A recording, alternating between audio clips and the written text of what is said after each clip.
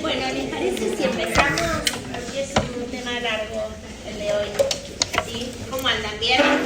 Bien. Dale. Bueno, lo que nos toca a nosotros hoy es ver el procedimiento en materia previsional. ¿Sí? Ustedes saben, si no cuento, la parte, o por ejemplo, o por lo menos tienen idea de qué es la materia previsional, qué abarca.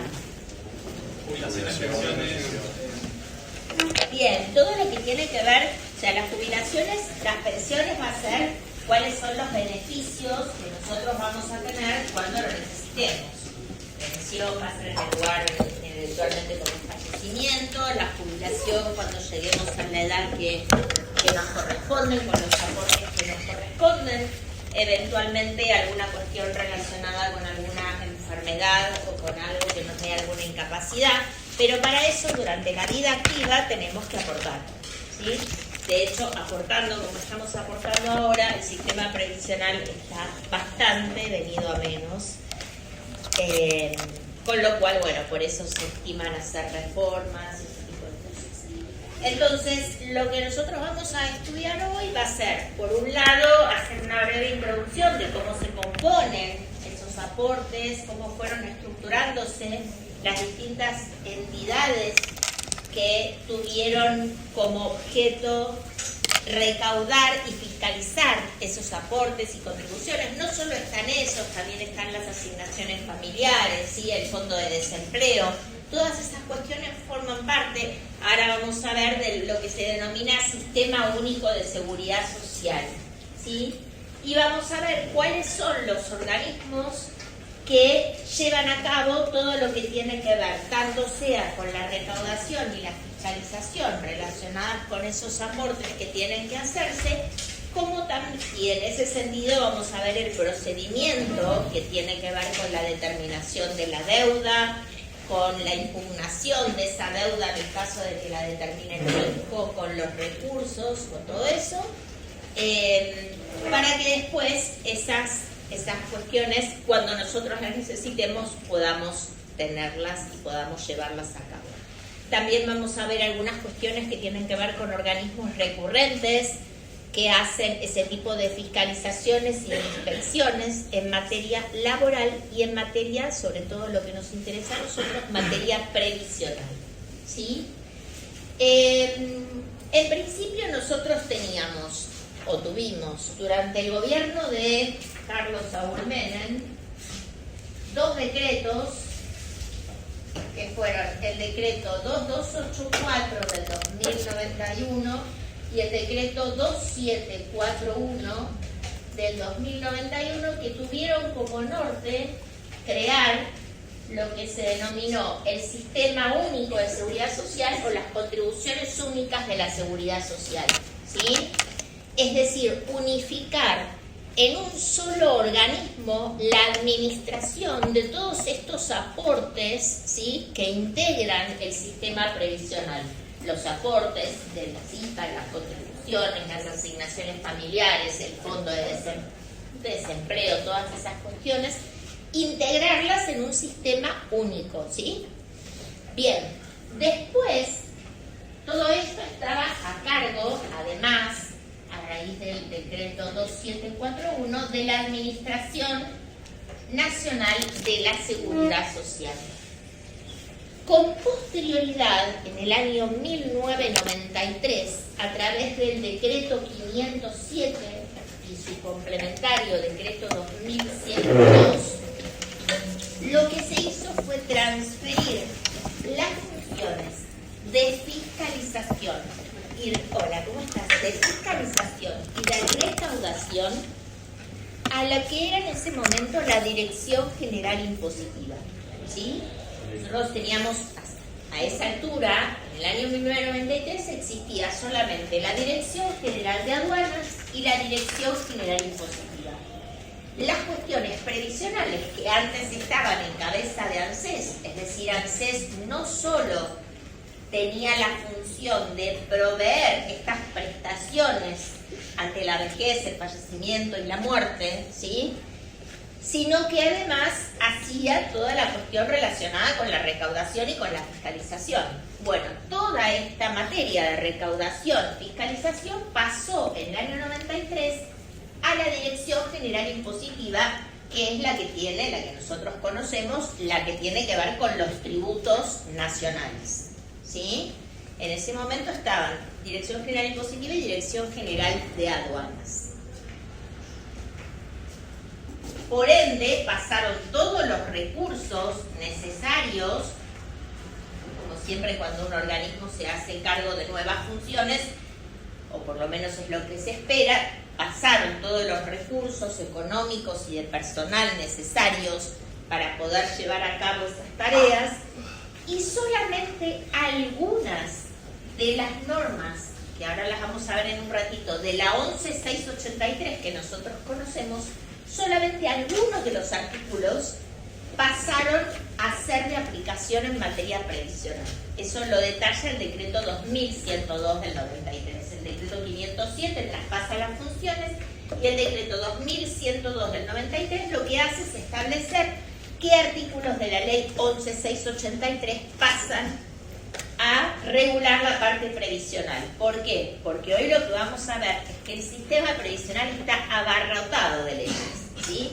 Y de hecho, las leyes más importantes en materia previsional, en lo que a nosotros nos interesa, que tiene que ver con la recaudación y fiscalización, son las leyes 18.820 y 17.250. 18.820 porque establece todo el procedimiento de impugnación, y 17.250 porque establece cuáles son las multas, ¿sí?, las sanciones aplicables a los empleadores o a los trabajadores autónomos, ¿sí? ¿Qué pasó después?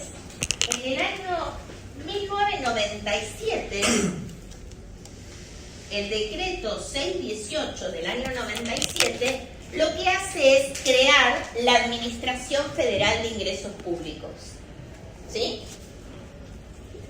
Esta Administración Federal de Ingresos Públicos en ese momento estaba integrada por la Dirección General Impositiva y la Dirección General de Aduanas, ¿sí?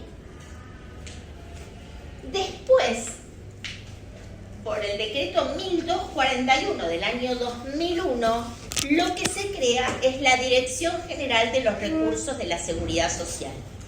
Entonces ahí la AFI pasa a estar integrada a partir del año 2001 por la Dirección General Impositiva, la Dirección General de Aduanas y la Dirección General de los Recursos de la Seguridad Social. ¿Hasta cuándo? Hasta el año pasado, que por decreto, todo decreto, como verán, decreto 953 del 2024, se suprime, elimina, o no sé cómo llamarlo, la Administración Federal de Ingresos Públicos y se crea la Agencia de Recaudación y Control Aduanero. Pero esta Agencia de Recaudación y Control Aduanero solamente está integrada por la Dirección General Impositiva y la Dirección General de Aduanas. La Dirección General de los Recursos de la Seguridad Social quedó eliminada. Yo trabajaba en la Dirección General de los Recursos de la Seguridad Social. No. Todo esto era para decirles. Así que bueno, ahora todas las funciones que eran de la Dirección General de los Recursos de la Seguridad Social están dentro del campo de la Dirección General Impositiva, y yo por ende, afortunadamente, tengo un lugar en la Dirección General Impositiva, ¿sí? Pero seguimos llevando toda la cuestión relacionada con la parte previsional porque sigue teniendo su procedimiento diferente, ¿sí? Aun cuando la Dirección General Impositiva haya absorbido esas funciones, ya vamos a ver ahora que el procedimiento relacionado con la determinación de deuda y con las impugnaciones y la materialización de las sanciones en el aspecto previsional es diferente al aspecto tributario, ¿sí? ¿Hasta acá vamos bien o hay alguna cuestión que no se entendió? ¿Está todo bien? Sí. Bueno, perfecto. Entonces, Ustedes ya vieron, vamos a tratar de empezar. Esto no tiene, ¿no? A mí no me dieron borrador. Yo pensé que era esto el borrador. ¿Me esperan un cachito? Porque no me gusta el mapa. Pero bueno, ¿vos qué te pediste? No, boluda. Hace una banda, no todo. Pero no me gusta, sí me gusta. Negro. No, pero este es feo. ¿Este es feo? Sí. Que hace una banda, no me entiendo yo. bueno, vamos a empezar entonces a ver el tema del procedimiento relacionado con la parte previsional. En principio vamos a tratar de hacer, además, una especie de equiparación con la parte tributaria, ¿sí? Para que ustedes puedan ver, para que ustedes puedan específicamente analizar cuáles son las diferencias en cuanto a ese tema. Ahora les voy a detallar, que los tengo acá y que los tienen ustedes en el PowerPoint, cuáles son los artículos de la 11683 que son aplicables en materia previsional, que no son todos. ¿Cómo empieza la fiscalización previsional? La fiscalización previsional, que antes era más presencial, ahora ya, digamos, sigue siendo presencial, pero se hace con todo un sistema de cómputo de datos, con una fiscalización en línea que hay, se da generalmente por dos vías más importantes. La primera es cuando se constituyen en el domicilio de determinadas empresas para ver el personal que tienen en relación de dependencia, y después otra cuestión muy común es cuando vienen sentencias laborales, porque los jueces del trabajo están obligados, cuando una sentencia que declara una relación de dependencia y se encuentra firme, comunicarla al fisco. ¿Sí? ¿Y para qué va a comunicarla al fisco? Para que el fisco determine qué cosas sobre esa relación laboral.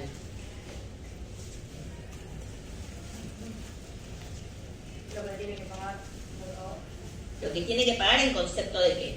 de aportes De aportes y contribuciones, ¿sí? Por eso, estamos hablando de la parte previsional, o sea, es distinta a la parte laboral, que el empleador va a tener que pagarle a su empleado todo lo que tenga que ver con los salarios caídos, el aguinaldo, toda esa cuestión. Pero de eso no se ocupa el fisco. El fisco se ocupa específicamente de todo lo relacionado, como bien dijo la compañera, de aportes y contribuciones que tuvo que depositar el empleador sobre esos sueldos que liquidó, ¿sí? Y eventualmente sobre la diferencia de sueldos que no liquidó, ¿tá? Entonces esos son los principales lugares o motivos que pueden dar lugar a una fiscalización previsional. Entonces se constituyen los inspectores, en general uno con su equipo o a veces va el verificador, ¿sí? Se constituyen y en general lo que más se da es una especie de toma de declaración a raíz de un cuestionario que ya viene prearmado a las distintas personas que están en un lugar para averiguar cuestiones y acreditar si realmente existe una relación de dependencia. ¿Qué tipo de, ustedes saben, para que haya una relación laboral, qué tipo de dependencia tiene que haber entre el empleado y el empleador? ¿Qué tipo de subordinación?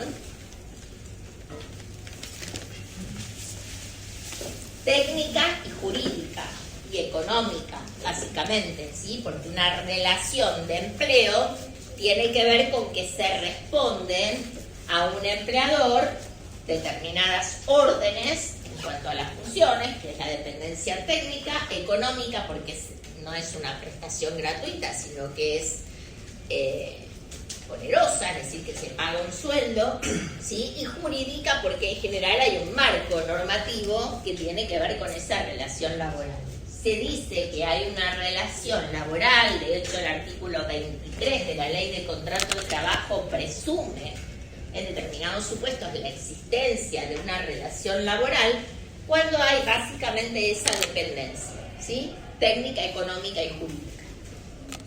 Entonces hacen una serie de cuestionarios a las personas que están ahí y les preguntan, por ejemplo, a quién responden, quién es la persona que le da las órdenes, qué horario trabajan, si cumplen el mismo horario todos los días, qué sueldo perciben,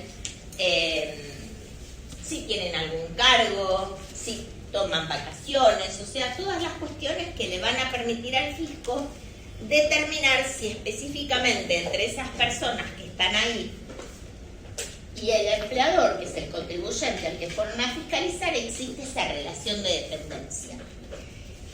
A esas declaraciones, que se llaman declaraciones espontáneas, en general los tribunales que resuelven las determinaciones de deuda le han dado mucho valor. Últimamente han cambiado la jurisprudencia y han pedido que esas declaraciones se refuercen con otros medios de prueba. Pero en una época fueron, como diría, casi el único medio de prueba que tenía el fisco, y si esas declaraciones espontáneas eran a favor, es decir, los empleados realmente estaban demostrando que les estaban pagando, aportando, o sea, pagándole el sueldo en blanco la mitad de lo que trabajaban, o casi nada, o que trabajaban en negro, o lo que sea, si se daban todas estas circunstancias, con esas circunstancias solas, es decir, con esas declaraciones, tenían elementos suficientes para determinar deuda, ¿sí? Después empezaron a exigir algunas cositas más. Entonces, estos inspectores, sobre la base de eso, por ejemplo, determinan la existencia de aportes y contribuciones sobre esos empleados que están en relación de dependencia. Esa determinación, y acá vamos a encontrar la primera diferencia que tenemos con la parte impositiva, esa determinación primero es a través de actas, ¿sí? El acta de inspección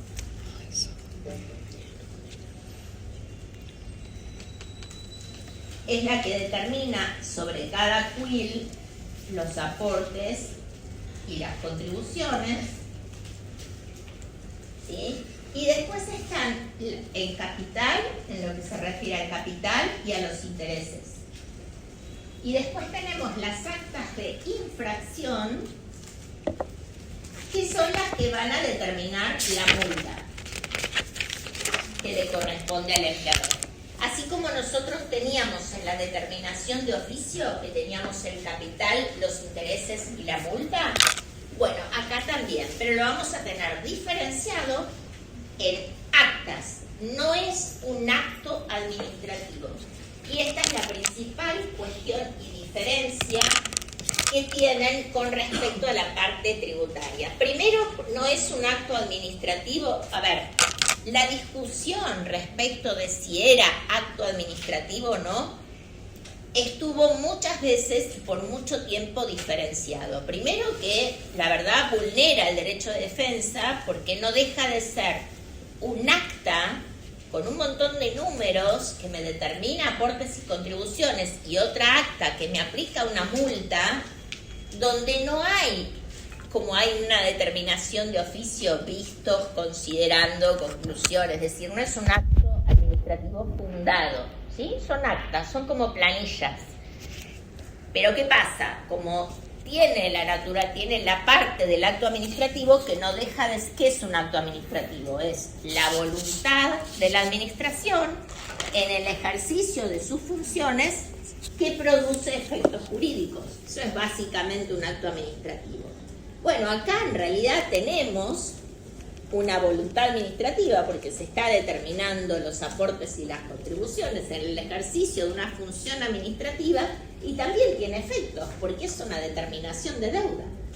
Sin embargo, no es considerada un acto administrativo porque primero no está firmada por un acto administrativo, de hecho están firmadas por los inspectores y supervisores actuantes, ¿sí? Y en realidad tanto no sé si la doctrina, pero el fisco y la Cámara Federal de la Seguridad Social, que ya vamos a ver que es el tribunal de alzada en materia previsional, consideran que estas actas son actos preparatorios, no son actos administrativos. Lo cual, como les digo, vulnera bastante el derecho de defensa, no solo porque no tiene una debida fundamentación, porque son, si ustedes la ven, son técnicamente planillas, Y por ende, no tienen, al no ser catalogados como actos administrativos, no tienen que tener por ende todos los requisitos que la ley de procedimientos administrativos me pide para un acto administrativo, ¿sí? La competencia, el objeto, la finalidad, la causa, ¿sí? Entonces, de alguna manera eso está afectando el derecho de defensa. Pero ¿qué pasa con estas actas de determinación de aportes y contribuciones? Es como si fuera una determinación de oficio, aunque no tenga las características.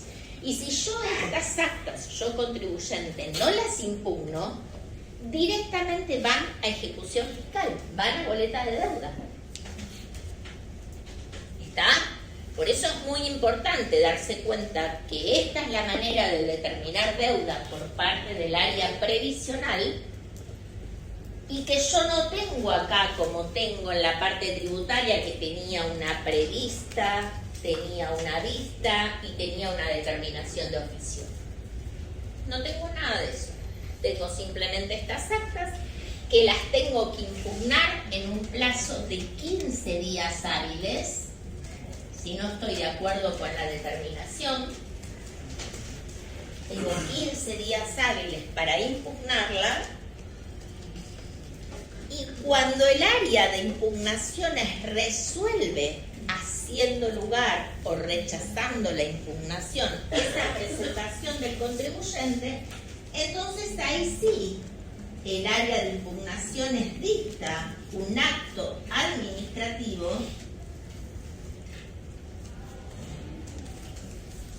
que ahí sí es un acto administrativo, está con toda la fundamentación técnica y jurídica, que va a hacer lugar o va a rechazar la impugnación del contribuyente. Y en ese acto administrativo se va a confirmar la determinación del capital, puede ser parcial o puede ser total. Se puede hacer lugar parcialmente al recurso a la impugnación o se puede hacer lugar totalmente a la impugnación. Obviamente, si se hace lugar totalmente a la impugnación, queda en cero, no hay nada para reclamarle al contribuyente, y puede hacerse lugar parcialmente.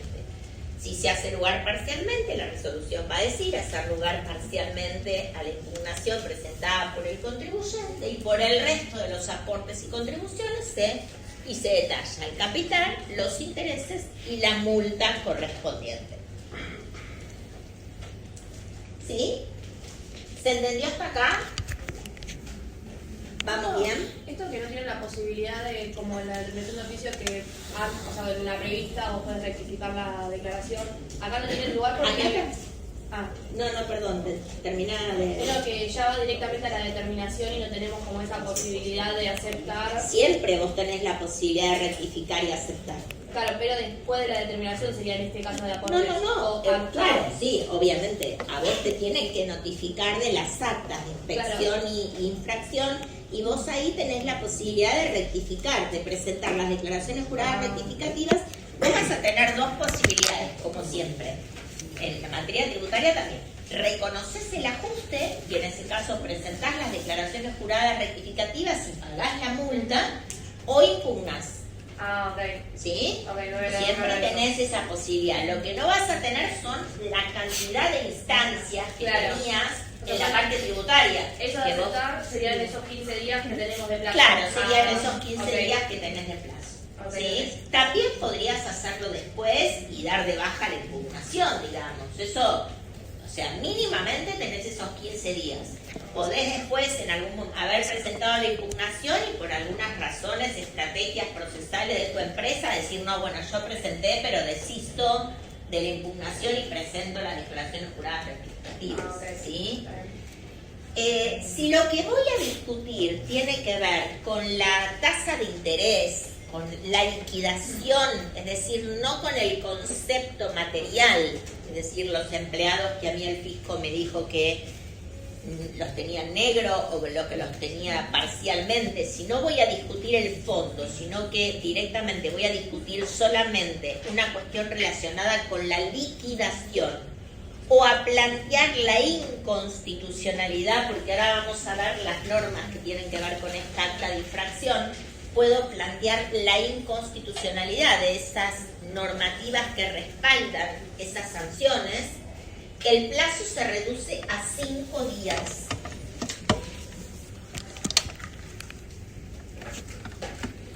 Si lo que quiero plantear es eso, se reduce a 5 días.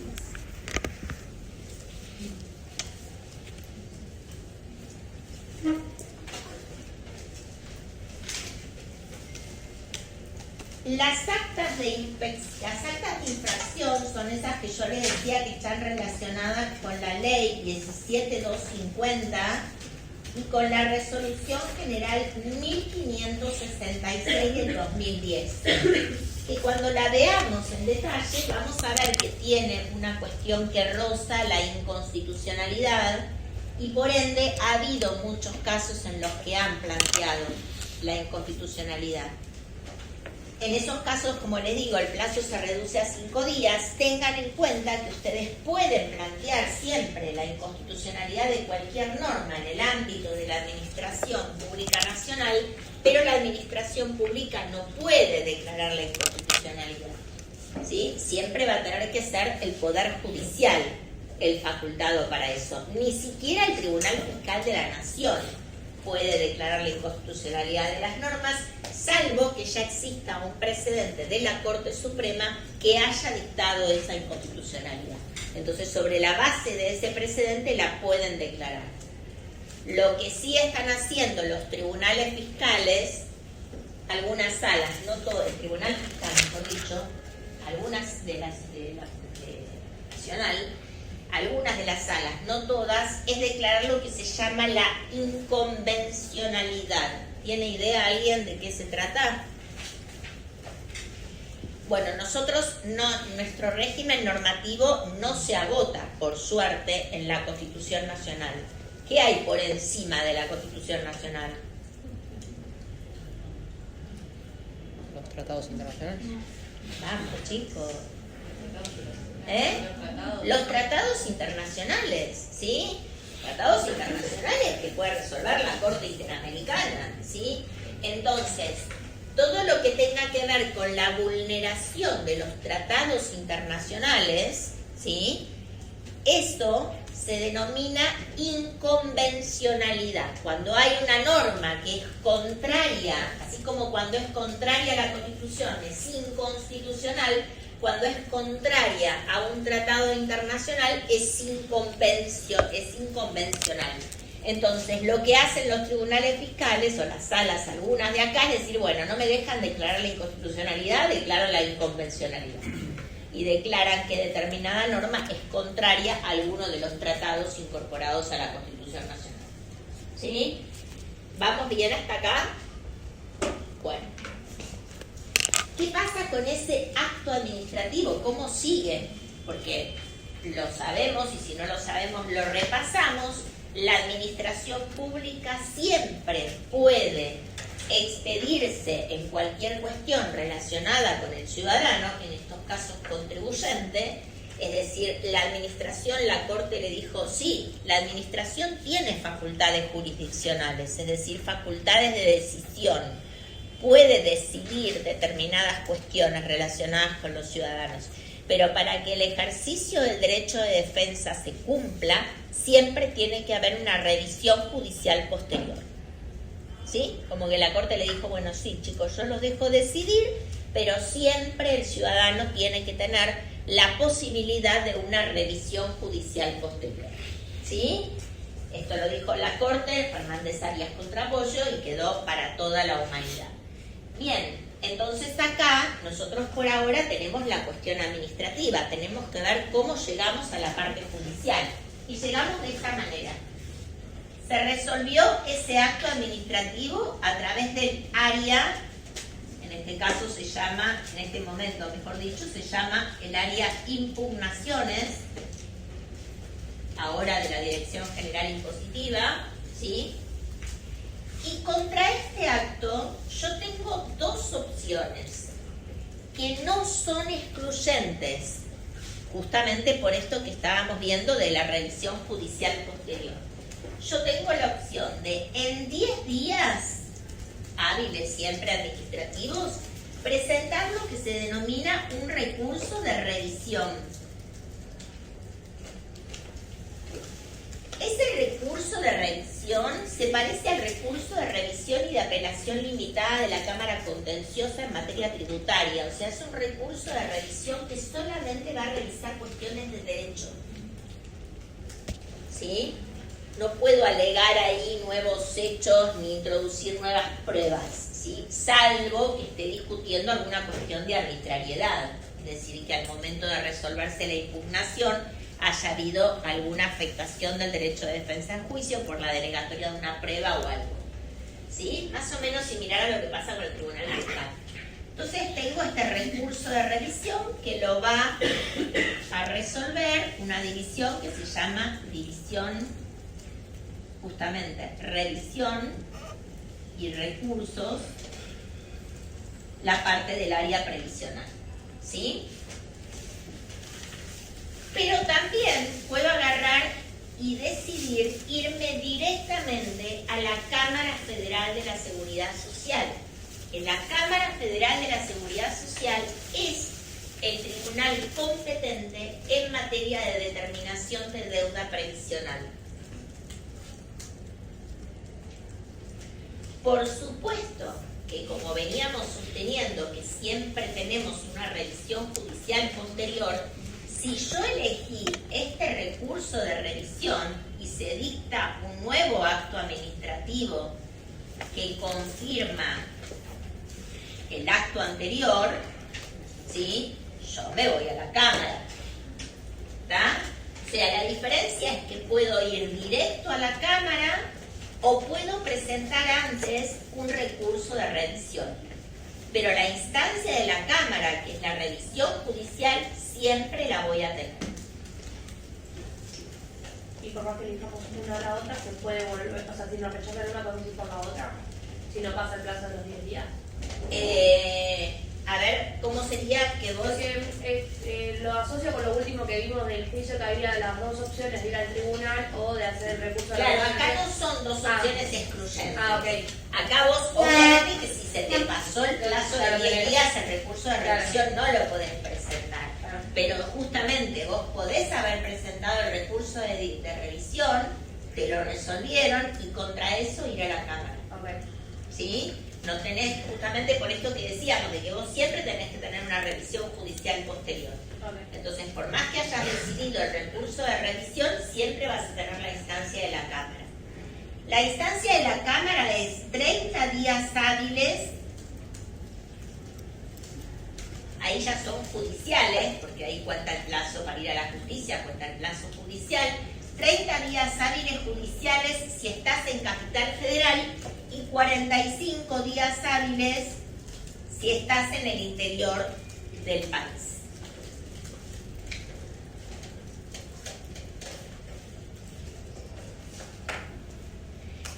¿Qué les llama la atención de esto que yo les haya dicho que van a la justicia y que van a la Cámara Federal de la Seguridad Social? ¿Hay algo que les llame la atención en cuanto a lo que es el Poder Judicial?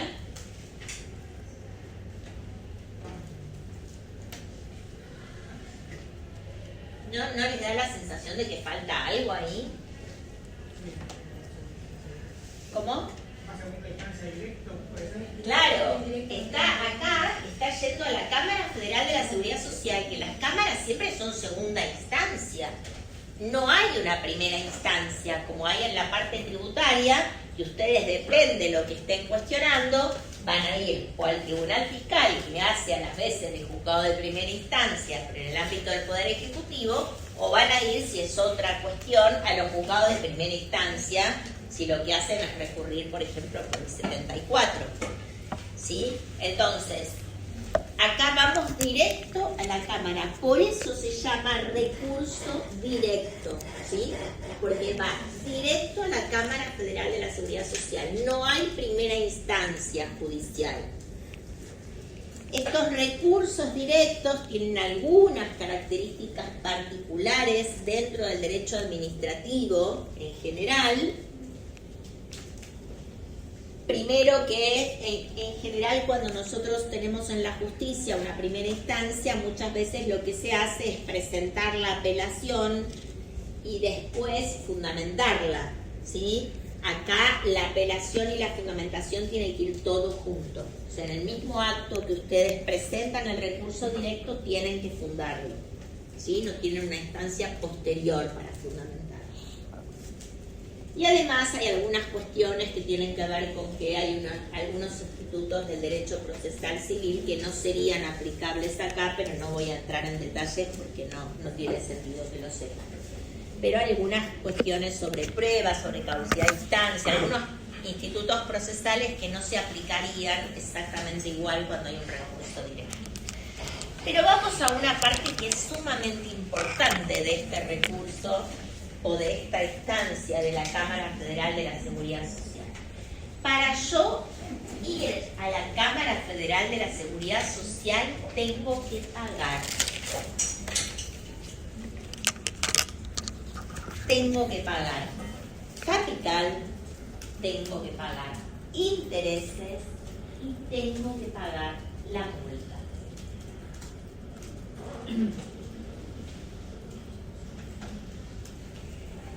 Se llama, no es una acción de repetición, ¿sí? No es un sol de repete, aunque tiene características similares. Es una especie de requisito de admisibilidad, es decir, la Cámara, para admitirme el recurso, va a revisar si yo hice o no el pago de todo lo que me determinó el fisco y de la sanción que me aplicó. Se adelanta el cobro. O sea, si le rechazan la imputación que hace, ya te lo cobró. Ya te lo cobro. Exacto. Y si obviamente le hacen lugar, se lo va a devolver. Sí. ¿Rápido? Es como la queja en la corte que no la recuperas. Acá lo recuperas. ¿Sí? Bien. Esto obviamente tuvo un montón de cuestionamientos en lo que hace a la garantía de defensa en juicio. ¿Por qué? Porque me dicen, bueno, pero entonces, ¿qué significa? Que yo pago mucha jurisprudencia de corte de que tengo siempre una defensa judicial posterior, pero resulta que para la defensa judicial posterior tengo que pagar. Y si no puedo pagar, ¿qué hago? Bueno, entonces la Corte, en un fallo muy conocido que se llama Microómnibus Barrancas de Belgrano, dijo que el requisito de pago previo ante la Cámara Federal de la Seguridad Social no vulnera el derecho de defensa en juicio, porque si bien es un requisito de admisibilidad, en el caso de que la persona pueda acreditar fehacientemente que no puede pagar, el recurso se le va a abrir.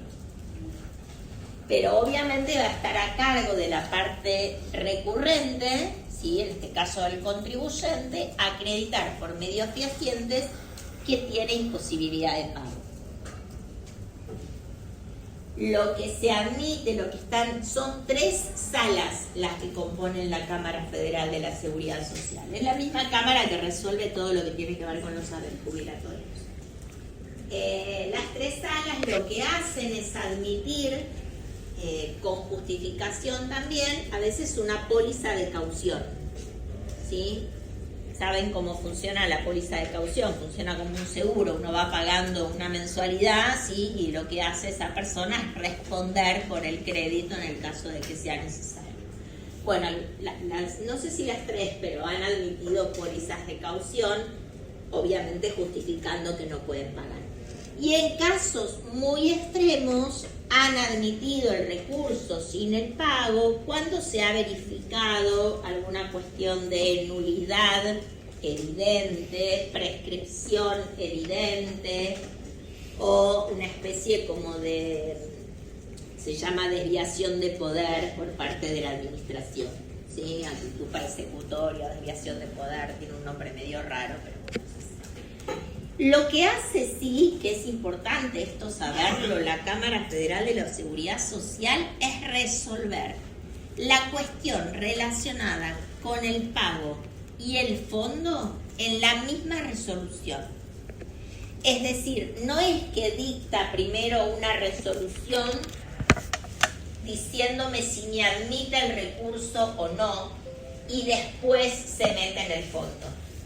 En la misma resolución que resuelve el fondo, va a resolver la admisibilidad por la existencia de pago o no. Esto, en cierta manera, es lo complicado, porque si a mí no me abre, lo primero que va a hacer la Cámara es decidir si me abre el recurso o no. Entonces, lo primero que va a resolver es eso. Si el artículo 1 dice declarar inadmisible el recurso por falta de pago previo, no entro a analizar el fondo, ¿sí? Ya me declaró inadmisible el recurso. ¿Está? De lo contrario, va a decir admitir el recurso en virtud del pago tal cual o de la póliza de caución a hojas tal, y empieza a analizar el fondo de la cuestión. ¿Está? Bien. Contra la resolución de la Cámara Federal de la Seguridad Social, ¿qué voy a tener? ¿Qué instancia está después de las cámaras? La Corte Suprema de Justicia de la Nación, ¿sí? Recurso extraordinario federal o recurso de queja en el caso de que la Cámara me declare el recurso extraordinario inadmisible o me lo rechace.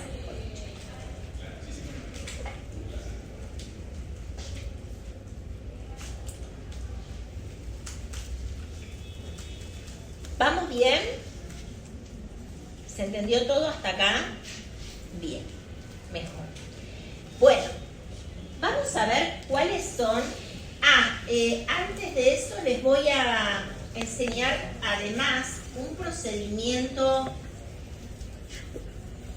Había varios procedimientos que son paralelos a esto. Este es el procedimiento principal, que tiene que ver con la determinación de la deuda, ¿sí? Recuerden, si ustedes no impugnan dentro de esos 15 días, pasa a boleta de deuda. Otra cuestión más, no hay una prórroga como ustedes tenían en la lista, como ustedes tienen en la 11683, que ustedes podían pedir una prórroga por 15 días más. Bueno, acá no existe esa posibilidad, ¿sí? Todas las cuestiones del procedimiento, todas las cuestiones internas del procedimiento hasta llegar a la resolución esa que yo les dije que resuelve la impugnación, que es el primer acto administrativo, se rigen por la Ley de Procedimientos Administrativos. Toda la cuestión de la prueba, de la apertura a prueba, de los medios de prueba que son admitidos o no, se presentan alegatos, toda cuestión exactamente como la prevé la Ley de Procedimientos Administrativos. No hay, como existe a nivel tributario, siempre les hago la comparación, que hay una 11683 que establece cuál es el procedimiento y la 11683 tiene su decreto reglamentario, que es el 1397 del 79, que reglamenta justamente todas las cuestiones internas. Ustedes saben que la Ley de Procedimientos Administrativos es aplicable a la 11683 solo en las cuestiones que no están específicamente establecidas. Por ejemplo, la nulidad de los actos administrativos. ¿Sí? Que eso no hay nada en la 11683, entonces si tienen que resolver un juez administrativo o el tribunal fiscal respecto de la nulidad de un acto administrativo, va a recurrir a la Ley de Procedimientos Administrativos. Pero es muy importante que ustedes sepan que todo lo relacionado con las vías recursivas es la 11683. No hay posibilidad de otra cosa. De hecho, hace muy poquito, hace 1 o 2 semanas atrás, la Corte Suprema se expidió en ese sentido reafirmando un fallo que ya existía, que es Compañía de Circuitos Cerrados, donde específicamente estableció y dijo, no, el contribuyente no puede elegir la vía recursiva que quiere. En ese caso el contribuyente había dicho, no, la acción de repetición no me gusta porque tengo que pagar para impugnar, y había elegido un recurso de la 19541. Y la Corte le dijo, no, la 11683 tiene sus recursos específicos y tenés que usar esos, no podés otros, ¿sí? Y lo acaba de confirmar con otro fallo. Entonces, en la parte previsional, en cambio, es más amplia la utilización de la 19549, no en cuanto a estos medios de impugnación que yo les señalé, pero sí en cuanto al procedimiento. Y lo que sí está admitido en el ámbito previsional que no se da en el ámbito tributario es lo que se llama denuncia de ilegitimidad. ¿Alguien sabe qué es eso? La denuncia de ilegitimidad es cuando se presenta un recurso fuera de plazo. Yo tengo 15 días para presentar una impugnación y la presento fuera de ese plazo. Entonces, es opcional, no es obligatorio para el fisco admitir esa presentación. Si la admite, la toma como esto, como lo que se llama una denuncia de ilegitimidad. Y resuelve. La única desventaja, y además es correcto que así sea, con el tema de que me admitieron una denuncia de ilegitimidad, es que no tengo revisión judicial. Lo cual es lógico, porque si no equipararía a la gente que presenta las cosas en términos de la gente que no lo hace. ¿Está? ¿Bien? ¿O los...? No los vengo matando, vamos bien. ¿No? Bueno. Entonces, como les decía al principio, toda esta cuestión procedimental está en la ley 18820 y en la resolución general 79 del 98. Y toda la cuestión que tiene que ver con las multas en la 17250 y la RG 1566 del 2010.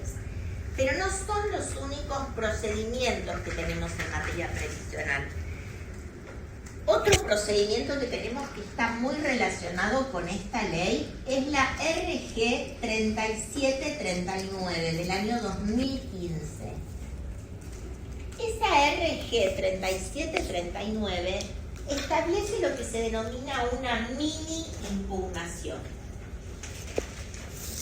Se da solamente para dos tipos de determinación de deuda. El uso incorrecto de la alícuota de contribuciones. Vieron que ustedes no, pero les digo, los empleadores tienen que declarar aportes, que es un porcentaje sobre la masa salarial, y contribuciones, que es otro porcentaje. Las contribuciones están establecidas, ahora las últimas en las 27430, que fue la gran reforma, y en general hay una contribución más reducida y una contribución más onerosa. En muchos casos se dio, y durante mucho tiempo, con bastante frecuencia, la utilización de empleadores de una alícuota reducida cuando en realidad le correspondía una alícuota sobre contribuciones mayor. ¿Sí? Esta utilización indebida de contribuciones es un tipo de ajuste, era un tipo y sigue siendo un tipo de ajuste bastante recurrente por parte del fisco. ¿Sí? Que venía y le decía, bueno, vos tributaste en el formulario de declaración de aportes y contribuciones sobre la nómina salarial, es el formulario 931. Ese formulario se liquidan los aportes y las contribuciones. Liquidó las contribuciones patronales con una alícuota del 17% cuando le correspondían las contribuciones por el 21%. Entonces, la diferencia correspondiente a ese porcentaje se determina por determinación, por acta de inspección, y se aplica una multa por acta de infracción. Para ese tipo de ajuste específico, se utiliza no esta ley 18820 con la RG, sino la RG 3739. Y también se utiliza la RG 3739 para los casos de sentencias laborales que son comunicadas al fisco. ¿Sí? ¿Se acuerdan que yo empecé la clase diciendo que los jueces laborales tienen la obligación, cuando se emite una sentencia y queda firme, acreditada la existencia de un vínculo laboral, de comunicárselo al fisco? ¿Sí? Para ese otro ajuste, para el ajuste que derive de esas sentencias que acreditaron un vínculo laboral y sobre el cual obviamente el empleador no declaró los aportes y las contribuciones, también se rigen por la 3739.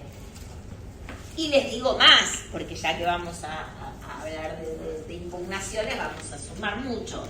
La 3739 en realidad tiene primero, estos dos tipos de ajustes, las alícuotas y las sentencias. Pero además, dentro de cada una de estas, tiene dos tipos de impugnaciones diferentes. Una más complicada y una más reducida. ¿Y esto con qué tiene que ver? La más amplia, digamos, es cuando yo fisco, hago una determinación de deuda por las contribuciones patronales que me liquidó de menos, ¿sí? Me pagó 17% cuando me tenía que pagar un 21%. Entonces hago el acta de inspección que vimos hace un rato con el acta de infracción. ¿Cuáles son las vías recursivas que tiene el contribuyente contra esto? Tiene la impugnación, pero después directo a la Cámara. No tiene el recurso de revisión que vimos antes.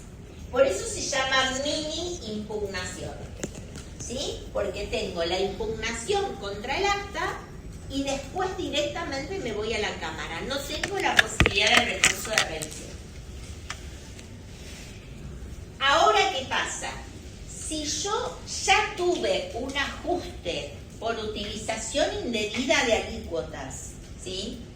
Y después persisto en ese comportamiento, es decir, esa acta donde se me determinó deuda por contribuciones patronales quedó firme, ¿sí? Es decir, o porque la recurrí y me rechazaron, o porque yo la consentí, pero quedó firme como un ajuste en contra, o sea, tiene que ser ajuste en contra del contribuyente, no a favor, ¿no?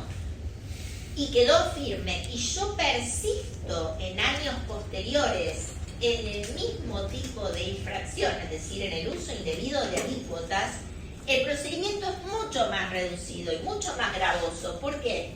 Porque ahí el fisco no va a hacer un acta de inspección y un acta de infracción, sino que va a ser directamente una intimación.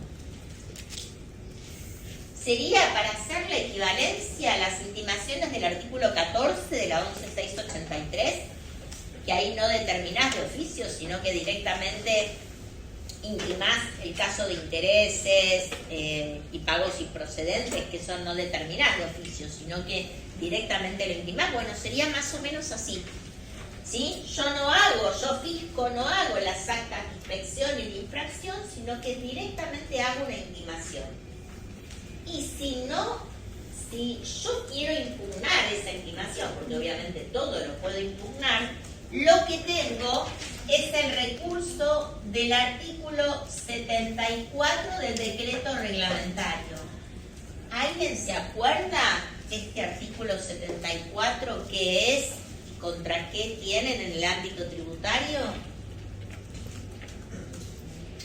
Ya vieron vías recursivas ustedes. Vieron el 76 contra la determinación. Sí, quedó muy abajo, ¿no? Pero bueno. Ya vieron el 76 de las vías recursivas. Bueno, si yo, por ejemplo, presento al fisco una solicitud de exención y el fisco me la rechaza, contra eso, ¿qué recurso tengo?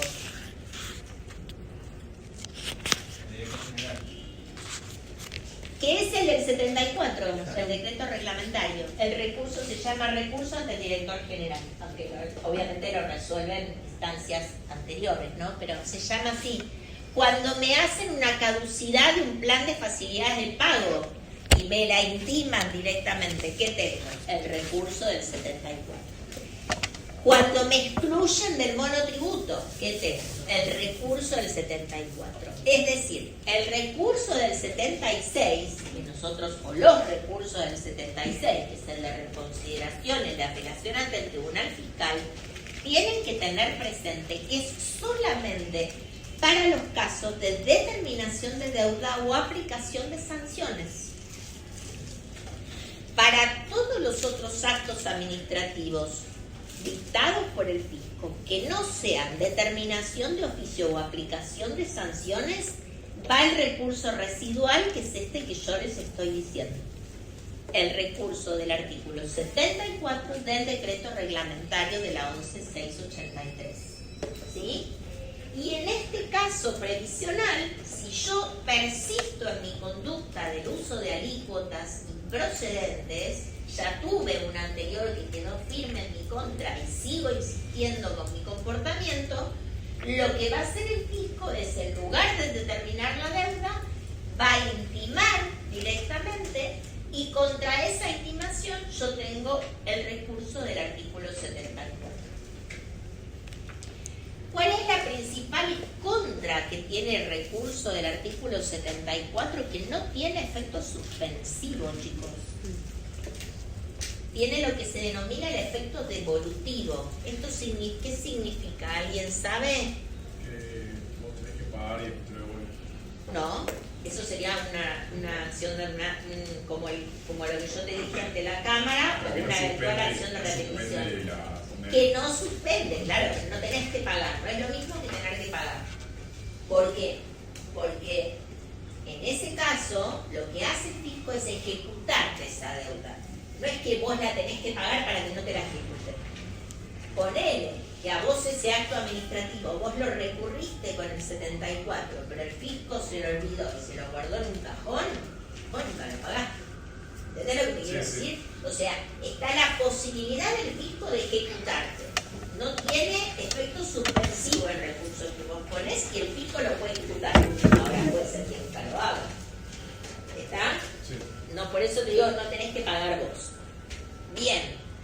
Entonces, y en el caso de las sentencias laborales, es algo similar.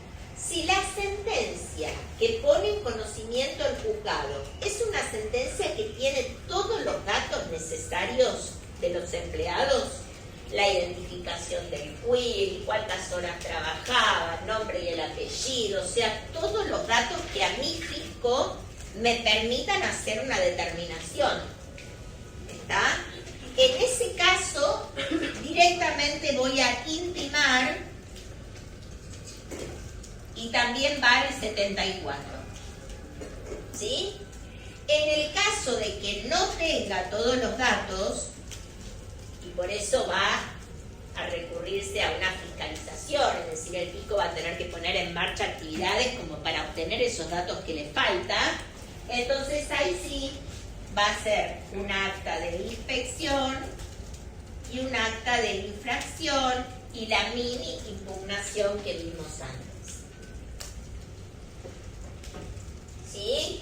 Hacemos un brevísimo repaso. Tenemos el procedimiento general de determinación de deuda 18820 y resolución general 79 del 98, actas de inspección, actas de infracción, no son actos administrativos, no hay prórroga, no hay prevista, hay simplemente liquidación de la deuda. No están firmadas por juez administrativo, pero si yo las quiero cuestionar, es decir, si no presento declaración jurada rectificativa, como dijo mi compañera, tengo que presentar una impugnación dentro de 15 días. Me rechazan esa impugnación, revisión dentro de los 10 días hábiles o voy a la Cámara. O también revisión y después voy a la Cámara. Si quiero ir a la Cámara, tengo que pagar. Bien, ese es el procedimiento general. El procedimiento reducido, la resolución general 3739. En ese procedimiento reducido, solamente dos tipos de ajustes. El uso indebido de alícuotas en materia de contribuciones o los casos de sentencias laborales. En el caso del uso indebido de alícuotas, hay una determinación original, por decirlo de alguna manera, la primera que yo le hago al contribuyente, acta de inspección, acta de infracción, no tengo revisión, me voy directo a la Cámara.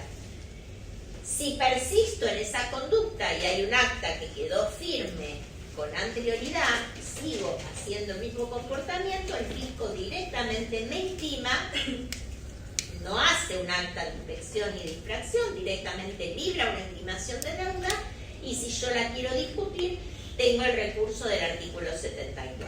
Sentencias laborales, que es el segundo aspecto del ajuste del sistema reducido, también una sentencia que no contenga todos los datos va a llevar al fisco a un acta de inspección, de infracción y el procedimiento reducido sin revisión y si tiene todos los datos directamente intima y después tengo el 74. ¿Sí?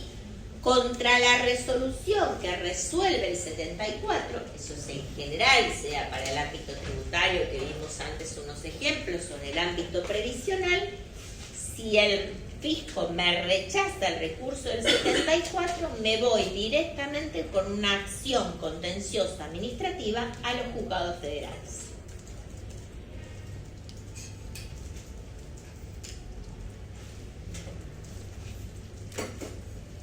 ¿Puedo hacer una consulta? Todas Entonces, las que quieras. Después de todo lo que dije. no, es del procedimiento reducido. Son similares, entonces, ambos casos, tanto cuando se trata de alícuota o sentencia, es lo mismo, realmente. Es el mismo procedimiento. Tenés que darte cuenta cuál es el caso de la diferencia en la alícuota y cuál es el caso de la diferencia en la sentencia. Pero el procedimiento es el mismo. Pero claro, es o intimación o, si no lo tengo, Exacto, el acta de inspección, tal cual. Sí. Tiene un procedimiento de impugnación que se llama mini impugnación y si no la intimación directa. ¿Ah? Ustedes, como asesores de los contribuyentes o lo que sea, siempre van a tener que verificar. Ustedes saben que esto fue además profundizado por la ley de bases, ¿sí? Que hizo grandes modificaciones en la ley de procedimientos administrativos. Siempre un acto administrativo tiene que decirle dos cosas al contribuyente o al ciudadano. La vía recursiva que tiene contra ese acto, el plazo que tiene para presentarlo y si agota o no la vía administrativa. ¿Qué significa que agote la vía administrativa? La misma palabra lo está diciendo. ¿Qué les parece? Si yo digo, este acto agotó la vía administrativa, ¿qué es? Que tiene que ir a la justicia. ¿Sí?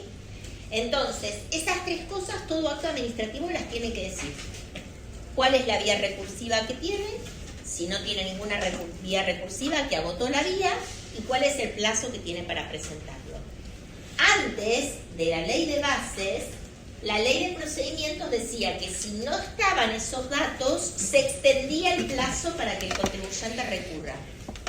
Por ejemplo, el contribuyente tenía en la ley de procedimientos administrativos un plazo de 30 días para ir por recurso jerárquico. Bueno, se ampliaba a 60.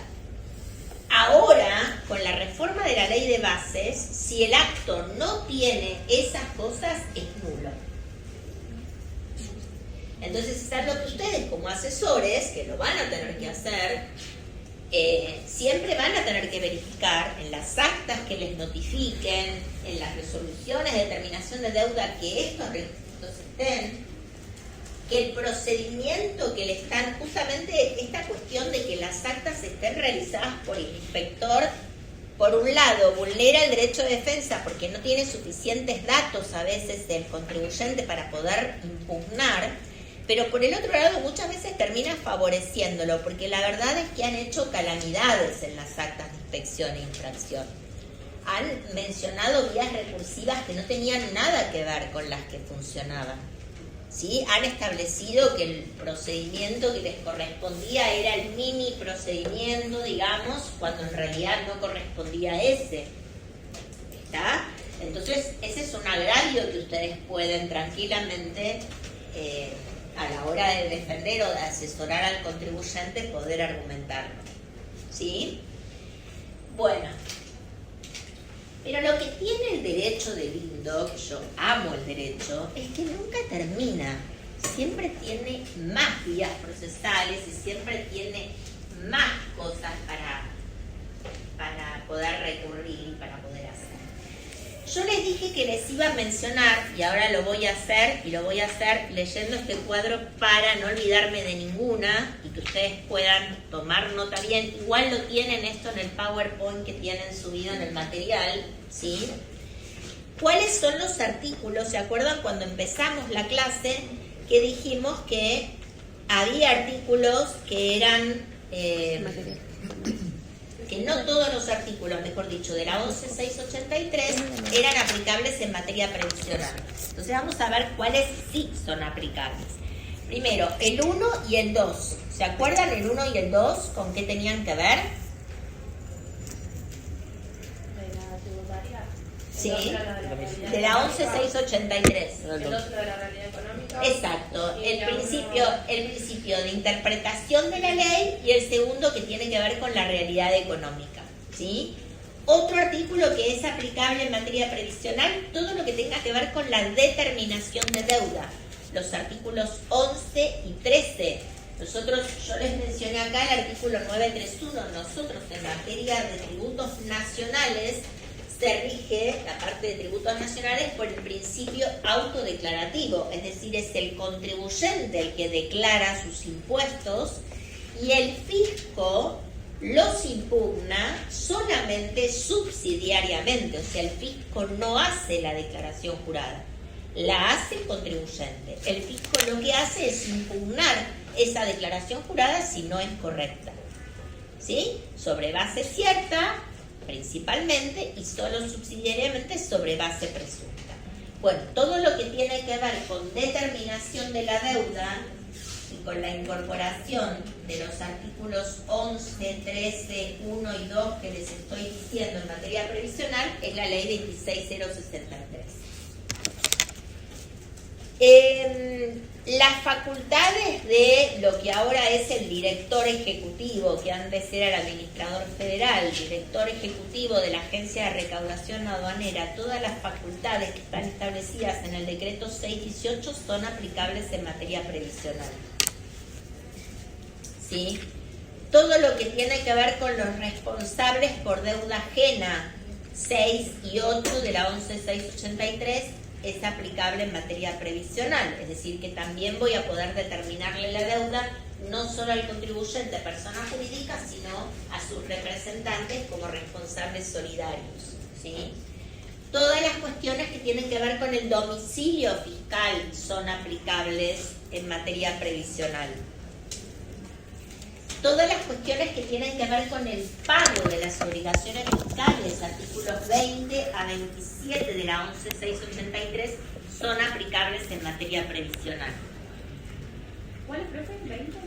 Los artículos 20 a 27, que son todas las que tienen que ver con el pago, dónde pagás, el volante de pago, cuándo el pago es definitivo, todo eso es aplicable en materia previsional. Todo lo que tiene que ver con ejecución fiscal, el artículo 92 es aplicable en materia previsional, ¿sí? Todos los artículos relacionados con la verificación y fiscalización, artículos 35 a 37 de la ley 11.683 y que tienen su equivalente en el artículo 10 de la ley 18.820. Todo lo que tiene que ver con las facultades, con los poderes reglados, obviamente, que tiene el fisco para los contribuyentes, ¿sí? Todo lo que tiene que ver con los intereses, los actuales artículos 37 en materia de intereses resarcitorios y 52 en materia de intereses punitorios, es aplicable en materia previsional. Todo lo que tiene que ver con los responsables de sanciones, los sujetos que son responsables de las sanciones tributarias, 53 y 55, tienen que ver en materia previsional. Y acá hay un problema, que la ley 18.820, el sistema previsional, además de tener las sanciones que ya vamos a ver en un ratito de la 17.250, son aplicables en materia previsional de la ley 11.683 los artículos 38, 39, 40, inciso G, estoy hablando de sanciones acá, 45 y 48. 38, que tenía que ver con la falta de presentación de declaración jurada en término. 39, con los incumplimientos de los requerimientos, ¿sí? En general. El 40G, que ahora lo vamos a ver en un ratito en particular, ¿el 40 de qué era? Clausura, ¿sí? Hay un inciso en particular que fue agregado a la ley 11683, que es el inciso G, que tiene que ver con clausura, las razones de clausura en materia previsional. El artículo 45, ¿con qué tenía que ver? No, chicos, a ver, Omisión. ¿ustedes ya tuvieron el examen? No. El primero sí, Sí. y tuvieron que estudiar procedimiento. Sí, pero esta parte Esta parte no, consulta, no, presentaciones. Me dejan un montón me dejan con una tranquilidad. Digo, chau, pasaron 2 semanas del examen y se olvidaron de todo. Digo, bueno. Son Ahora meses la igual. presentación decimos. Bueno, Ahora vamos de les presentaciones queda, adelante. les queda un examen divino. El segundo, la verdad que amor. Bueno, 45 tiene que ver con las sanciones de carácter culposas. Son la falta de, no la falta de pago, ¿sí? La omisión de pago en la presentación de una declaración jurada, y es de carácter culposa. Pero ¿por qué acá es aplicable? Porque el 45 tiene un segundo párrafo que tiene que ver con la sanción a los agentes de retención, y el empleador es un agente de retención. Entonces, si el agente de retención no cumple con su obligación de retener, o el agente de percepción de percibir, tiene la sanción del 45. Ahora, la del 48, que es más grave y es dolosa, ¿sí? No es por no retener o percibir, sino es por haber retenido o percibido. ¿Y qué pasa con esa plata? ¿Qué hizo? Se la queda sola. No la ingresó ante el fisco en el plazo que lo tenía que hacer. ¿Sí? Pero por supuesto no van a ser aplicables el 45 y el 46 en lo que hace a determinación de deuda, porque ya vimos cómo se determina deuda, que es por el procedimiento previsional que empezamos al principio de la clase. ¿Sí? Vamos a ver de qué se trata esta sanción previsional en el artículo 40. Me regalaron por ser docente la ley de procedimiento y la de impuesto a valor agregado. Como yo soy abogada, voy a leer la de procedimiento nada más. La ley de impuesto a valor agregado se la dejo a ustedes, porque vi lo mínimo indispensable de esa ley. Bien, artículo 40, inciso G. Dice, en el caso de un establecimiento de al menos 10 empleados tengan 50% o más del personal relevado sin registrar, aun cuando estuvieran dados de alta como empleadores. Es decir, un contribuyente estaba dado de alta como empleador, porque puede directamente una persona no registrarse como empleador. Ha habido infinidad de clausuras, sobre todo clausuras preventivas. Eran muy comunes las clausuras preventivas. Esta la deben de haber visto, la del 35, inciso F, de la 11683. ¿No la vieron? No recuerdo. Bueno, bien. Dentro de las facultades de verificación y de fiscalización, una de las cosas que hay es la clausura preventiva, ¿sí? Es decir, una clausura que se aplica directamente en el marco de una fiscalización en determinadas circunstancias bastante gravosas, sin un acto administrativo que lo determine, ¿sí? Por eso está tildada de inconstitucional en muchos tribunales. Esta no es una clausura preventiva, es una clausura con un acto administrativo previo y fundado, ¿sí? En este caso, sí están dados de alta como empleadores, pero lo que exige la norma es que un mínimo de 10 empleados que tengan, ¿sí? Y del total de empleados, el 50% más sin registrar. ¿Está? Esas son la doble condición que impone el artículo 40, inciso G, para aplicar la clausura. Y la clausura va como la clausura general, ¿sí? De 2 a 6 días, como la que pone el artículo 40 en general.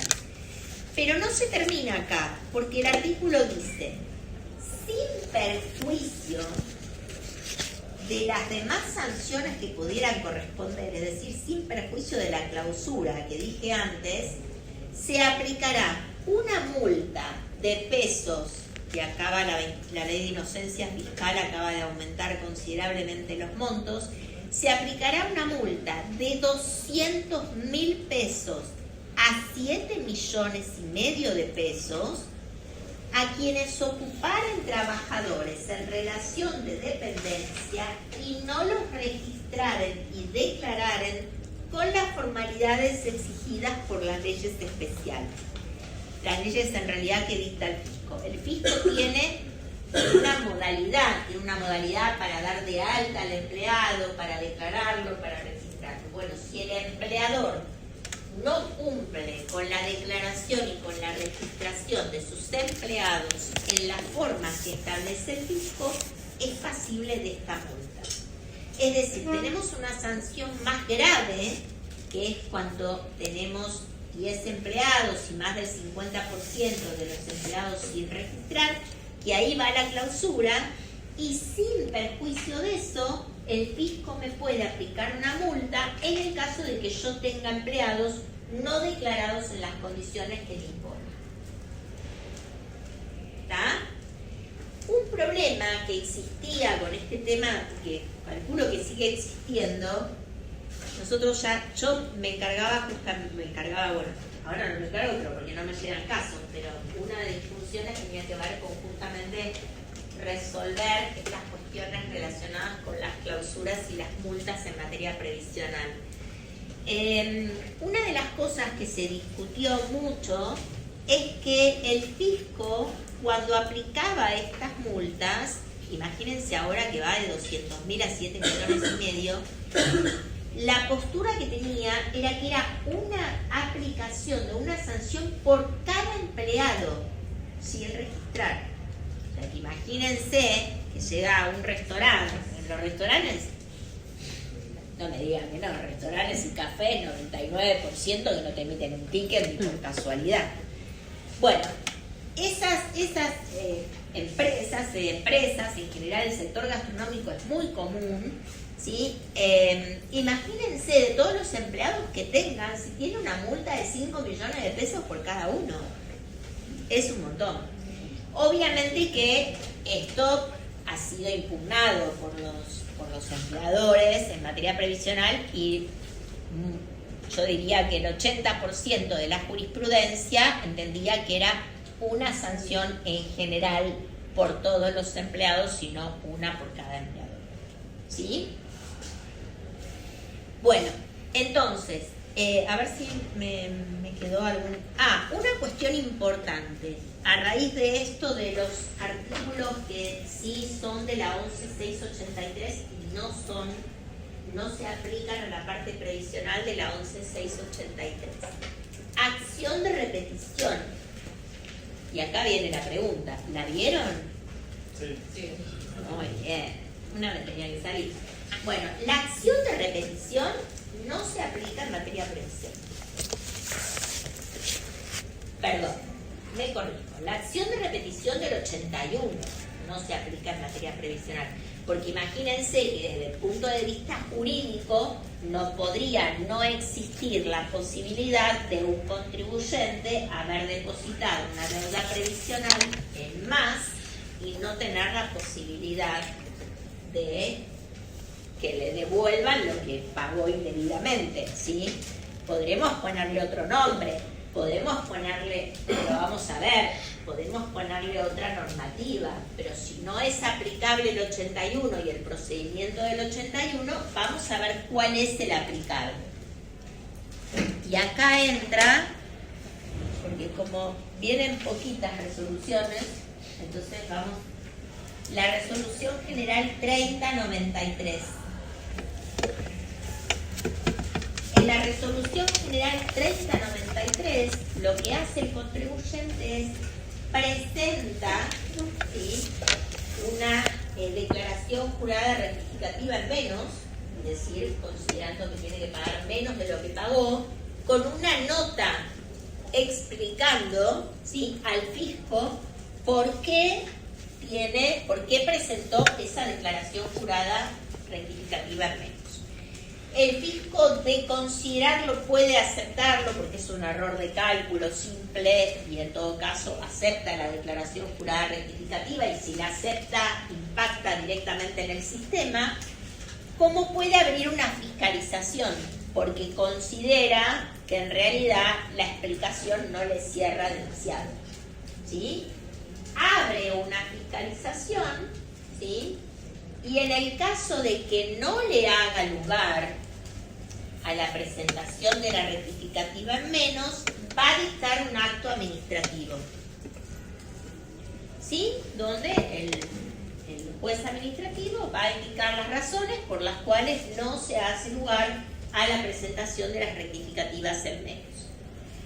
Contra esa resolución que no me hizo lugar a las rectificativas en menos, tengo el famoso recurso residual del 74 del que hablábamos hace un momento, ¿sí? Es decir, no es la repetición técnicamente establecida del artículo 81, pero obviamente los contribuyentes tienen la posibilidad de efectuar este tipo de presentación, solicitando obviamente a aquellos que entienden que han pagado de más, ¿sí? Bueno, entonces, nosotros vimos hasta ahora que son aplicables algunas sanciones de la 11.683, dijimos 38, 39, 40 inciso G, hablamos del 45, hablamos del 48. Ustedes van a encontrar una hermosa filmina dentro del material que tienen del PowerPoint. Yo la verdad es que me llamó la atención que las hagan con tanta cantidad de normas. Imagínense que si cuando la vi me asustó a mí por la cantidad de normas, ni lo que les puede llegar a pasar a ustedes. Porque ese es un problema que hay en materia previsional. O sea, primero que está todo separado.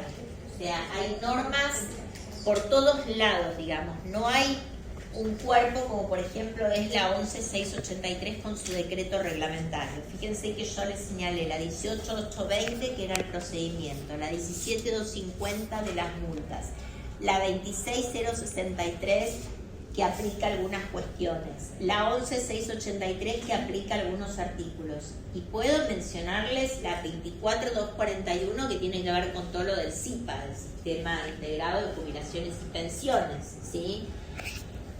La prescripción en materia previsional está regulada, creo que es en el único artículo que quedó vigente de la ley 14.236, que es el artículo 16. ¿Alguien sabe cuál es la prescripción en materia previsional? ¿Cuál es la prescripción en materia tributaria? ¿Cuánto tiempo? No, chicos, prescripción vieron. 5. ¿Vieron prescripción? Sí. 5 y empieza a correr a partir del 1 de enero del año siguiente. Hablo de la determinación, ¿no? En materia previsional es de 10 años. Y no empieza a correr a partir del 1 de enero del año siguiente, sino a partir del devengamiento de la obligación. Es decir, yo pagué el sueldo y sobre ese sueldo yo tengo que pagar aportes y contribuciones. La fecha en la que pagué el sueldo, que es donde se devenga la obligación, donde se origina la obligación, ahí empieza a correr el término de prescripción de 10 años.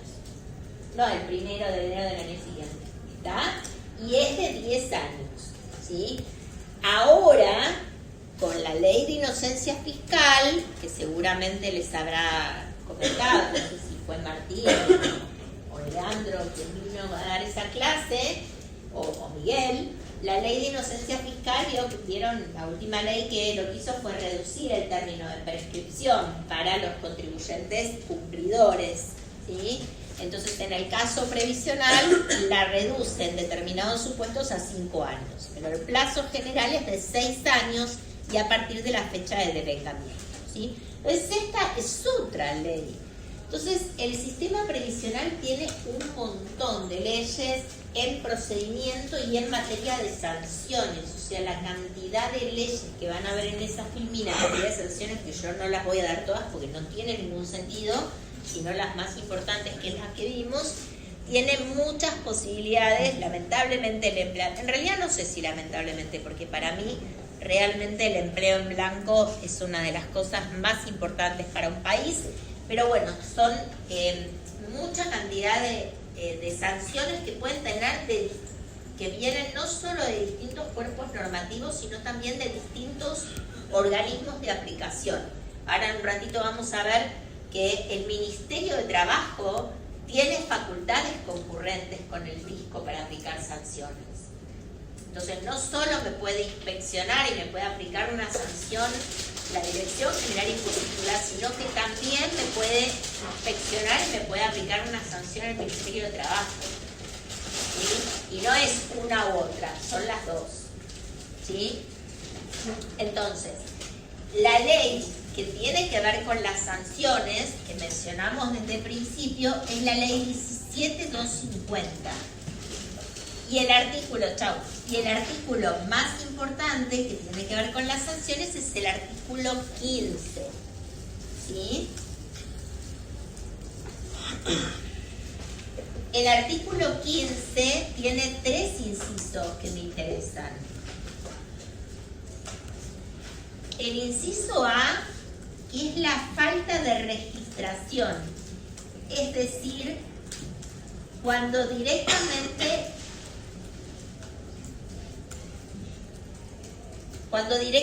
no se registran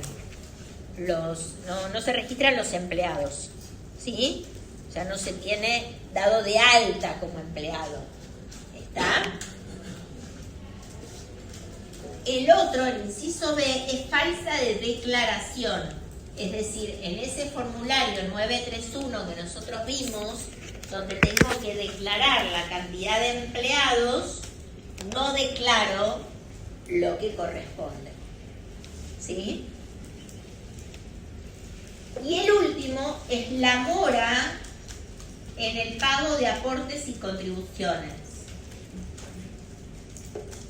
Es decir, que no solo voy a tener los intereses por la falta de pago de aportes y contribuciones, sino que voy a tener una multa por mora. Y es una multa que va aumentando de acuerdo a los días de mora.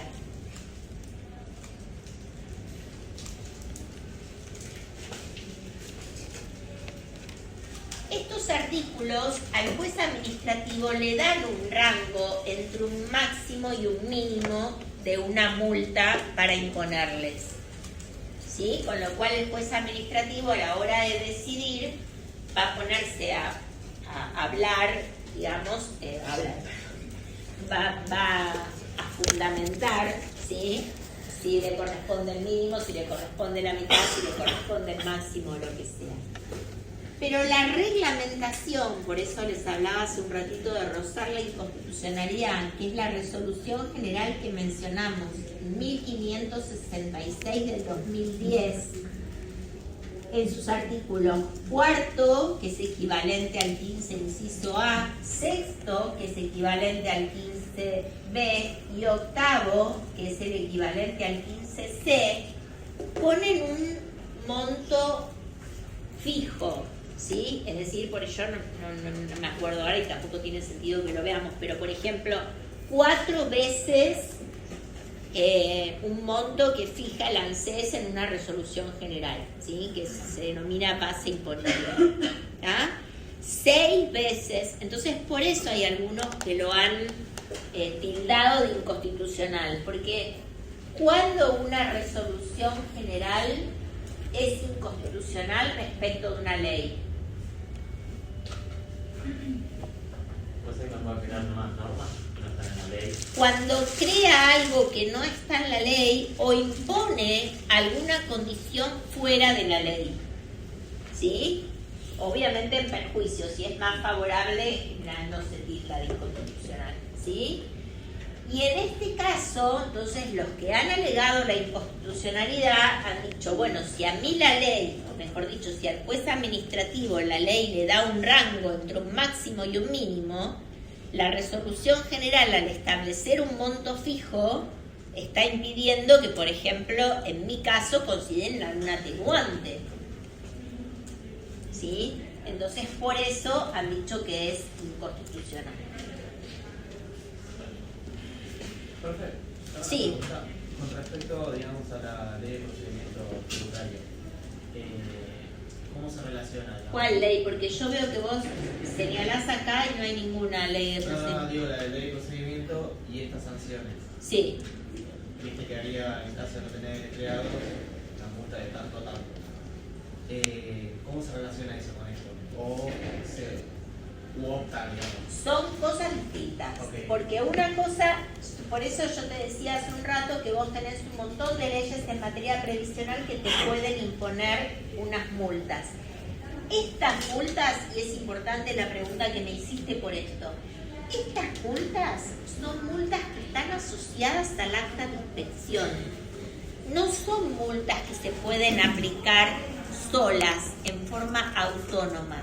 Son las multas, estas, las 17250, que están en el acta de infracción que acompaña al acta de inspección. Es decir, forman parte de la determinación de deuda. Así como a mí en la determinación de oficio me determinaban deuda y me aplicaban una multa por el 45, por el 46, bueno, acá es lo mismo. En el acta de inspección me determinan deuda y en el acta de infracción me aplican una de las multas de acá, del 17250. La multa que vimos hace un rato del artículo 40, del párrafo a continuación del 40 inciso G, es una multa que se puede aplicar en forma autónoma si se dan las condiciones de ese inciso que yo te comenté y de ese, porque siempre multas, recuerden que es derecho penal, con lo cual tiene que ser taxativo lo que dice la ley, no hay analogía. Si se dan los supuestos que hay en el 40 inciso G, te aplicarán la clausura, y si se dan los supuestos del párrafo a continuación del 40 inciso G, te aplicarán la multa. Okay. ¿Sí? Si no actúas como agente de retención, te van a aplicar el 45. Si actúas como agente de retención y no depositas en término el 48, si no presentaste una declaración jurada el 38, si no cumpliste un requerimiento el 39, todas esas son multas que se pueden aplicar en forma independiente si se dan los supuestos que dice la ley. En cambio, estas multas de acá siempre son las que acompañan a una determinación de deuda. ¿Sí? ¿Se entendió esto? Porque estuvo bien la pregunta y es fundamental la diferencia. ¿Se entendió esto? ¿Sí? Una multa de esta sería como la que aplica el fisco en una determinación de oficio por el 45 o por el 46. Por eso yo les dije 45 y 46 no son aplicables en materia previsional. ¿Sí? A mí me quedó una duda con el párrafo que decía, el del 40G, que decía que tiene que darse lo de los requisitos. Sí. O sea, se tiene que dar lo del 50%. Eso me parece que es en clausura. Ah, sí. Que era lo de la clausura y después la multa. Claro, pero son dos cosas independientes. Ah, ¿Sí? ok, Fíjate con la que clausura la multa. tienen requisitos independientes. Te dicen, si vos tenés al menos 10 empleados, ¿sí? Y el 50% o más del personal relevado, y es del personal relevado, ni siquiera es del personal declarado en el 931, es del personal relevado ahí, sin registrar, es decir, va y mira que tiene mínimo 10 empleados y de los y hay 4 empleados ahí, tienen una nómina salarial en su declaración jurada, en su última declaración jurada, de 10 empleados o más. En el lugar había 4 empleados y tiene 3 sin registrar. Ahí va la clausura. Ah, ok. ¿Está? Esos son los requisitos para ahora. Los de la multa son otros. La multa yo te la aplico, no necesito ni el mínimo de 10, ni necesito un porcentaje relevado, ni nada. Yo directamente te aplico cuando vos, los empleados que tenés, no los tenés declarados y registrados en las formas que el organismo prevé para eso. O sea, ni siquiera, por ejemplo, que decía lo de yo sé que tiene 10, que se anotó como para 10 o más, y tiene 4 y 3 no los tiene. O sea, No, importa. eso es para la clausura. Por eso, pero en la multa, digo, No no tenemos que ver necesitas si lo un tiene mínimo. para 10 o más. O sea, No necesitas tenés un ninguno. mínimo de empleados, ¿no? Ok. No. Me pasó algo muy gracioso con la clausura, porque había sido una inspección, una fiscalización en un campo y se había detectado que el que manejaba el tractor estaba negro y la empresa tenía más de 10 empleados, obviamente, porque era un campo, y le impusieron la clausura. Lo que el tribunal dijo es que, bueno, que un empleado no puede tener la mitad de un empleado más. O sea, no podría haber posibilidad de clausura si lo que yo registré es 1, porque lo que tengo que registrar siempre es más del 50%, y 1 no es más del 50% de 1. ¿Se entiende? Sí, sí. Así que bueno, obviamente la dejaron sin efecto. Así que bueno, a ver qué otras cosas más que me quedan importantes. Una cuestión fundamental que es doctrina de la Cámara Federal de la Seguridad Social. Uno siempre, sea contador o sea abogado, cuando tiene que defender un contribuyente, siempre tiene que saber qué es lo que piensa o el fisco o la justicia, porque básicamente mi estrategia de defensa va a tener que ver con eso. O sea, de alguna manera siempre, y se lo sugiero para ustedes si no lo han percibido, no lo han pensado hasta ahora, que siempre van a tener que ver, no sé, tengo que litigar en el Tribunal Fiscal de la Nación y me cayó la sala D, y bueno, me tengo que poner a ver qué piensa la sala D en materia de facturas apócrifas, digamos, porque no me voy a ir con un argumento que sé que voy a perder. Bueno, la Cámara Federal de la Seguridad Social, una postura que tiene es que las multas, es decir, las sanciones, no requieren un elemento subjetivo. Solamente con acreditar la conducta es suficiente para poder aplicar la sanción. ¿Qué implicancia? Primero, para que recordemos que era el elemento subjetivo, y segundo, ¿cuál es el problema de que no sea necesario para la Cámara y por ende para el fisco también que se requiera un elemento subjetivo? ¿Es más fácil aplicar la sanción? ¿Cómo? Lo subjetivo es lo que es más difícil de probar. ¿Qué es lo subjetivo? ¿No es la intención? La Es intención la que tiene. intención o la culpa, ¿sí? La culpa o el dolo, ¿sí? Culpa, negligencia, dolo, como bien dijeron, intención y voluntad de cometer la conducta.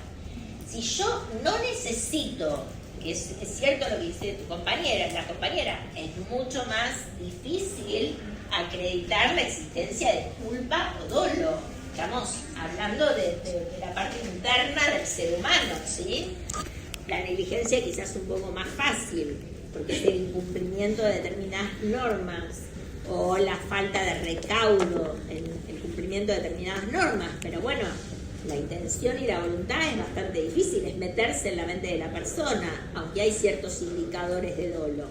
Entonces, si yo no tengo la necesidad de acreditar eso, con solamente aplicar la sanción es suficiente, va a ser bastante más fácil, no solo para mí aplicarlas, y para el tribunal que tenga que revisar su aplicación, también resolver en ese punto, sino que también me va a disminuir a mí las posibilidades de defensa, porque yo no voy a poder alegar que el contribuyente no tuvo la culpa o que no actuó con intención.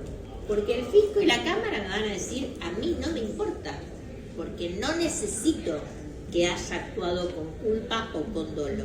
Simplemente con que haya cometido la conducta, es decir, la parte objetiva, es suficiente, ¿sí? Para tener por acreditada la comisión de la sanción. Esto es una cuestión muy importante porque tengan en cuenta que la doctrina tributaria mayoritaria y la Corte Suprema de Justicia de la Nación también tienen establecido que las multas son de carácter penal. ¿Sí?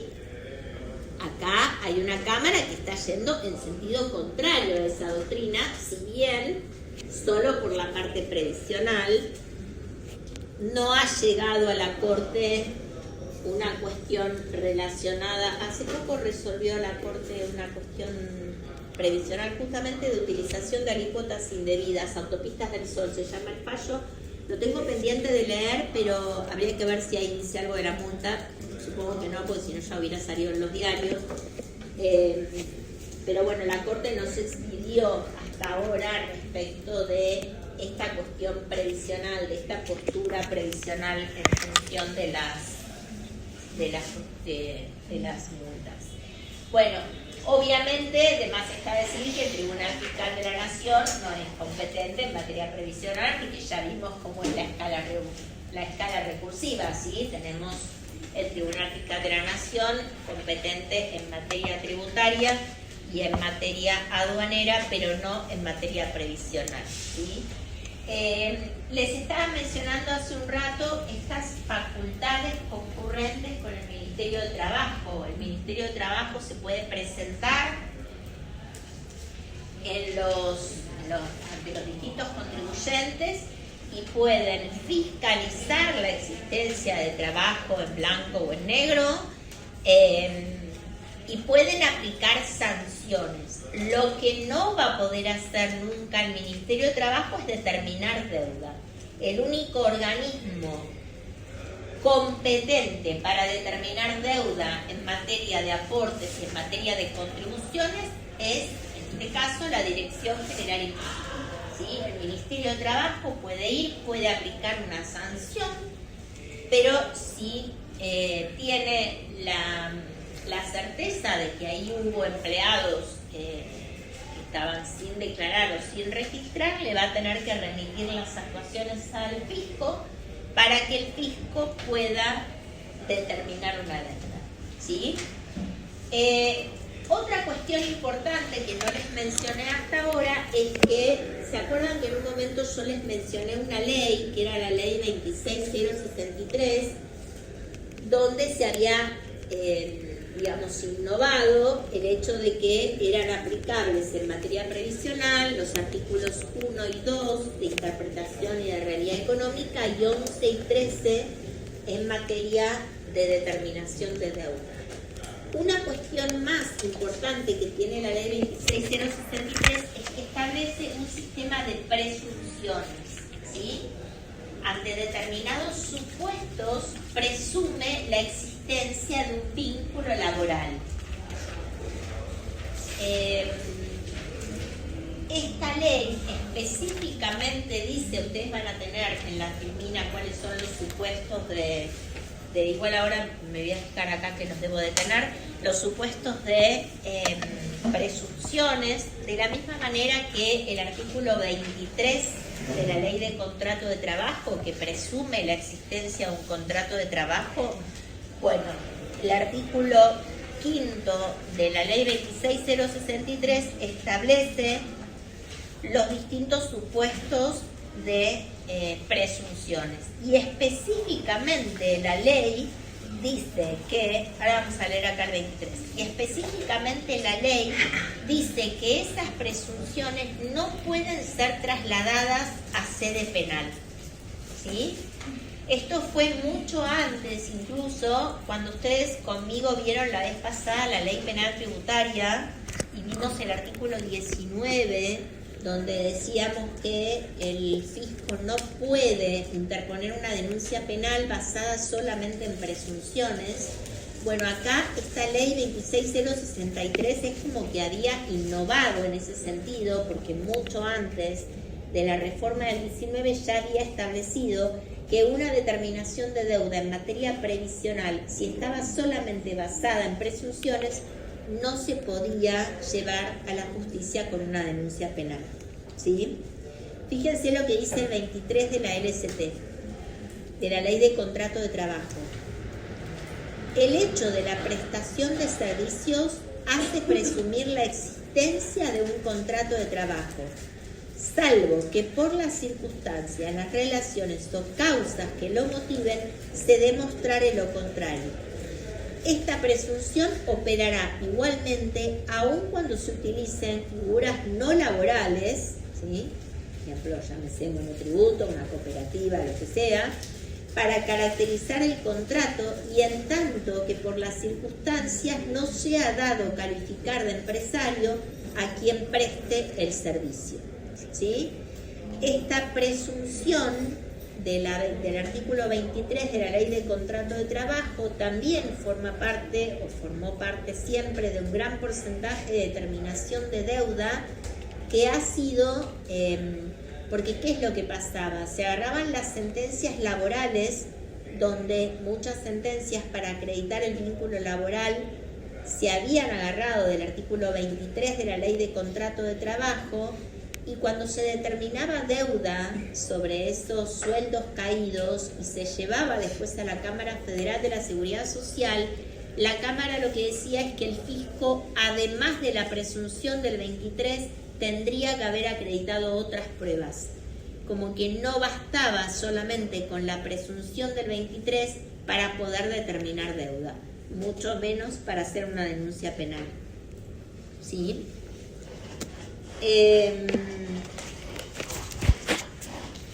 A ver si encuentro acá la filmina. Acá. Las presunciones del artículo 5 de la ley 26063.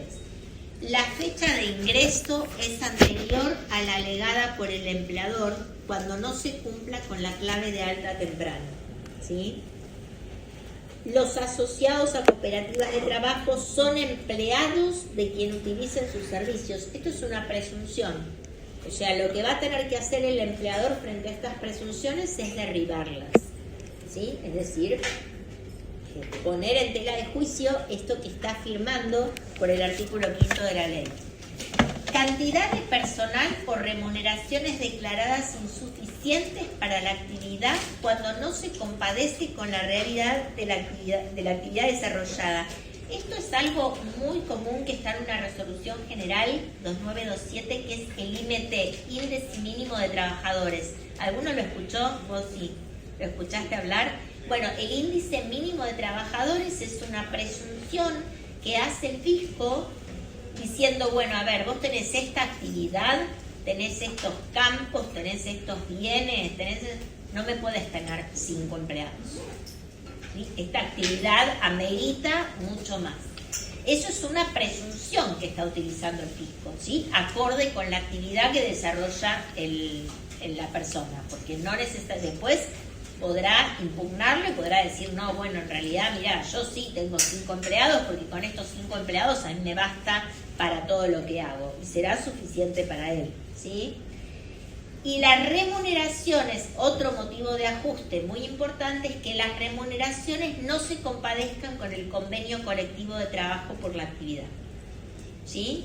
Eso es un motivo de ajuste muy importante. Por eso, cuando el fisco va a los lugares a hacer inspecciones, una de las cosas que pregunta es cuánto es lo que cobran, ¿sí? Para justamente poder compararlo con el convenio colectivo y ver si específicamente guardan esa relación o no. Bueno, creo, faltando 8 minutos, pero espera, que me voy a fijar. Creo que está todo.